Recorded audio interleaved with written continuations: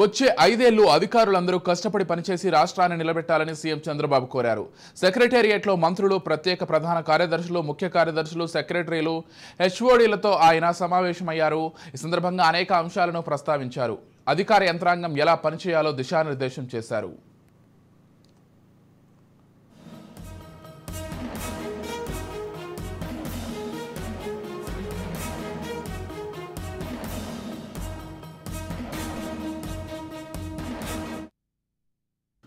2014లో కంటే దారుణమైన పరిస్థితులు రాష్ట్రంలో నెలకొన్నాయన్నారు. 1,00,000 కోట్ల రూపాయల వరకు బిల్లులు, బకాయిలు ఉన్నాయని, పరిస్థితి అత్యంత దారుణంగా ఉందని చెప్పారు. 13.5% వృద్ధి రేటు సాధించిన రాష్ట్రంలో ఈ రోజు పరిస్థితి ఇలా ఉందని ఆవేదన వ్యక్తం చేశారు. విభజన కంటే ఎక్కువ నష్టం గత 5 ఏళ్ల వైసీపీ పాలన వల్ల జరిగిందన్నారు. కేంద్రం ఆక్సిజన్ అందిస్తే తప్ప ముందుకు వెళ్లలేని పరిస్థితి కనిపిస్తోందని చెప్పారు.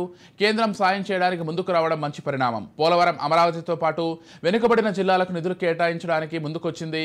రాయలసీమలో పారిశ్రామిక కారిడార్కు ప్రోత్సాహకాలు ఇచ్చేందుకు సిద్ధంగా ఉంది అని తెలిపారు.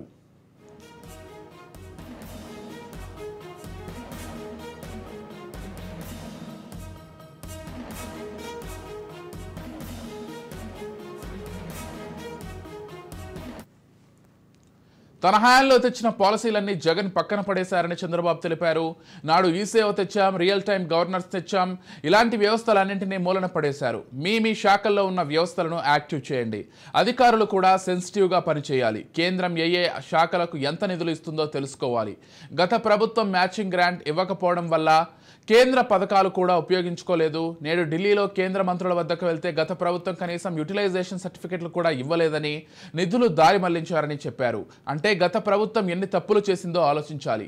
నేను 4వ ముఖ్యమంత్రిగా ఉన్నాను. రాష్ట్రంలో ఎప్పుడూ లేనన్ని సమస్యలు, భిన్నమైన పరిస్థితి ఇప్పుడు ఉన్నాయని చెప్పారు. ఏడాదిలో కేంద్రం నుంచి ఎంత మేర నిధులు తెగలమో చూసి అవన్నీ తెచ్చేలా అధికారులు పనిచేయాలన్నారు. కేంద్రం పెట్టిన కొత్త బడ్జెట్ ప్రకారం నిధులు తెచ్చుకోవడానికి ఉన్న అవకాశాలు పరిశీలించాలని చెప్పారు. శాంతి భద్రతల విషయంలో చాలా కఠినంగా ఉంటామన్నారు. రౌడీలను అణచివేస్తామని, గంజాయి అనేది లేకుండా చేస్తామని స్పష్టం చేశారు. ఈ విషయంలో అధికారులు సమర్థంగా పనిచేయాలన్నారు.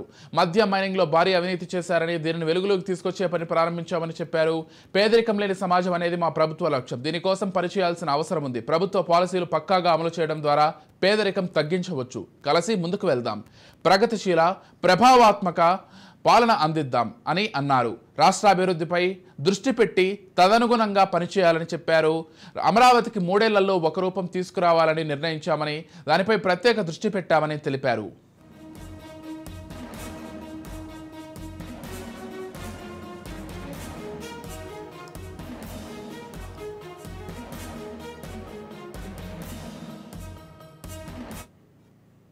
బదిలీలో భాగంగా అందరికీ మంచి శాఖలే ఇచ్చామని, రాష్ట్రాభివృద్ధిని దృష్టిలో పెట్టుకుని పనిచేయాలని చంద్రబాబు అధికారులను కోరారు. జగన్ జమానాలో మాదిరిగా వ్యవహరిస్తాం, పనిచేయబోమని అంటే నమస్కారం పెట్టి మీరే వెళ్ళిపోండి, మాకు అవసరం లేదు, అభివృద్ధిని పాడు చేయొద్దు అని స్పష్టం చేశారు. వాయబుల్ గ్యాప్ ఫండ్ కింద కొన్ని స్కీములను కేంద్రమే నిధులిస్తోంది.